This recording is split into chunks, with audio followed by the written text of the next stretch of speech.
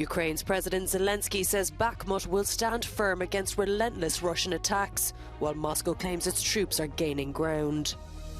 The European Commission has announced a 10th round of sanctions against Russia, which this time includes Iran.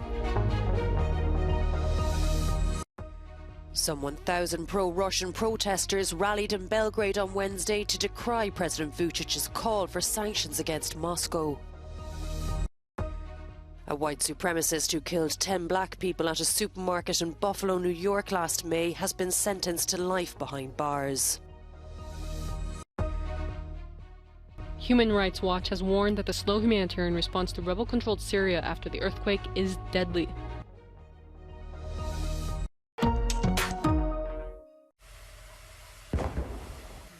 Russia claims to be making ground near the Ukrainian city of Bakhmut, albeit slowly. It is certainly inflicting damage in round-the-clock attacks there and on other positions in eastern Ukraine. President Volodymyr Zelensky has called Bakhmut our fortress, but citizens in the neighbouring town of Chasiv Yar are getting out, and minibuses picking up those who want to leave. Трошки страшно, когда прилеты бывают, но и хочется отдохнуть от звука, все это. Внучку проведать. Там же внучка наша живет, куда мы едем, во Львов. Ну, мы надеемся, що ЗСУ буде за нами, победять отих урків усіх, повбивають їх, і ми вернемося. Sweden's Prime Minister Ulf Kristersson was in Kyiv on Wednesday pledging support for Ukraine, but cautions that future military aid would have to be balanced with Sweden's own defence needs. Later, President Zelensky admitted the situation in the direction of Bakhmut is at the moment the hottest, but that the troops were standing firm.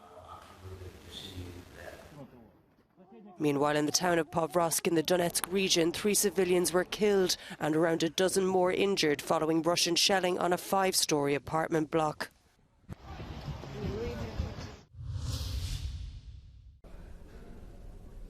A 10th package of sanctions against Russia is on its way. The European Commission presented plans on Wednesday which, for the first time since the punitive measures began last year, include third country entities. Iran's Revolutionary Guards have been providing Russia with Shahed drones to attack civilian infrastructure in Ukraine. Therefore, we are now adding 7 Iranian entities to our dual-use regime. They are now under complete ban to sell sensitive items to Russia. Brussels expects this to act as a strong deterrent to companies and international traders.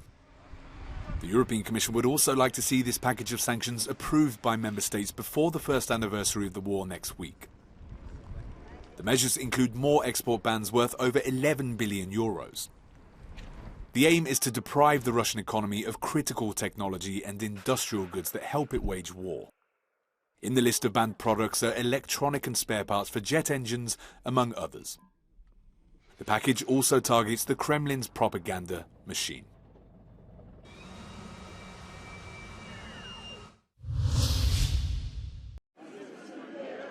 A cry for Serbian President Aleksandar Vucic to resign. This just days after the populist leader hinted that sanctions against Russia might be inevitable. These pro-Russian ultra-nationalists are also calling for the government to pull out of talks with breakaway Kosovo amid Western-backed plans to normalise ties. These protesters have even threatened to assassinate the president. Carrying Russian and Serbian flags, they tried to storm the president's office but were overpowered by the police. One speaker from the far-right People's Patrol group who rejects an independent Kosovo supports the invasion of Ukraine and has ties with the Russian mercenary Wagner group. He says he has publicly asked Russia for help. Treba da pustimo ulazak Kosova u Ujedinjene nacije.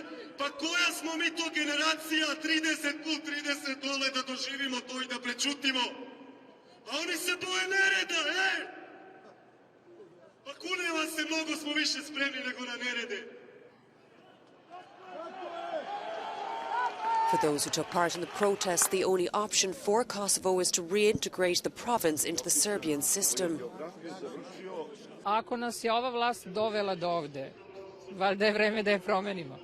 Ja sam za Rusiju porodično. Moja porodica je vezana za Rusiju.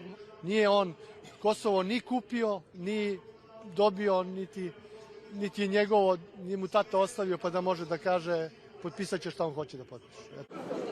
After the protest, Vučić stated that the situation is under control and that the authorities will not allow, quote, thugs and extremists with any help from the outside, the west or east to threaten the constitutional order. For the murder of Roberta Drury. US white supremacist Peyton Gendron, who shot and killed 10 black people at a Buffalo supermarket last May, has been sentenced to life in prison without parole. During the highly charged and emotional hearing, the court heard from relatives of the victims who expressed their pain and rage caused by his racially motivated attack. The defendant was briefly removed from the hearing when one of the victims' relatives lunged towards him mid-statement. Prosecutors later said the family member would not be charged. Gendron live-streamed his attack last May on the social media platform Twitch. The victims included both staff and customers.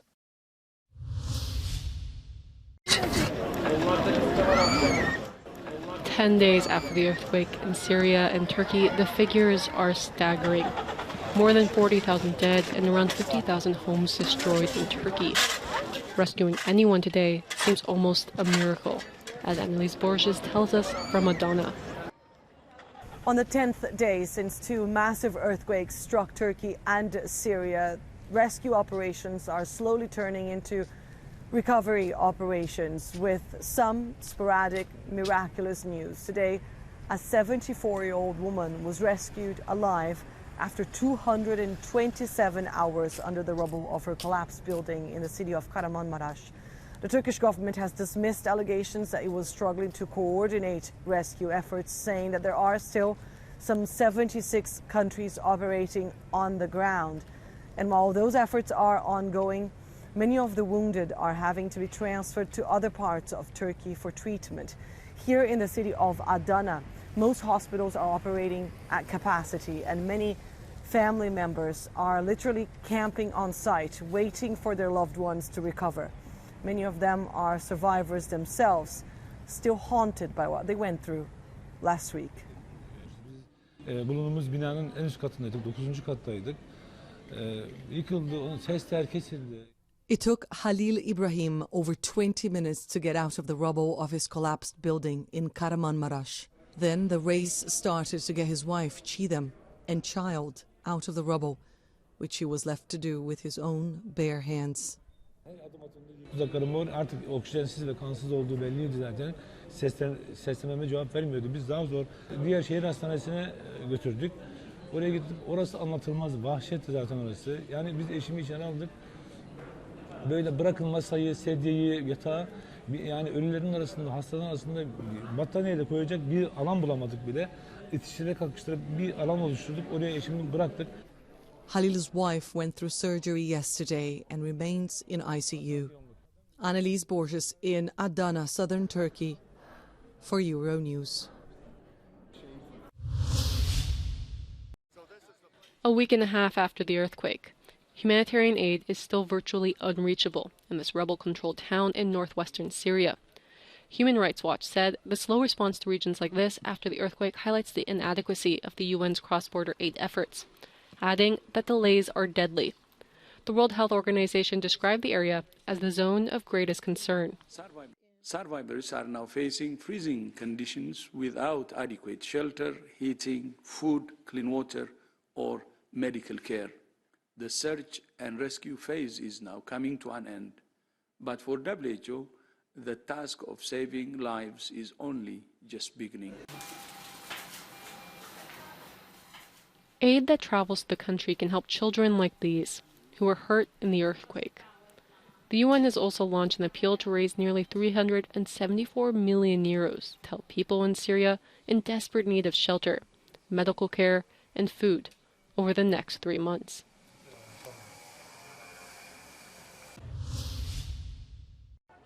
The Hollywood actress Raquel Welch, who became an international sex symbol after appearing in a deerskin bikini in the film 1 Million Years BC, has died. She was 82. Born Jo Raquel Tejada in Chicago in the 1940s to a Bolivian father and an American mother, Welch rose to fame under her new name in the 1960s.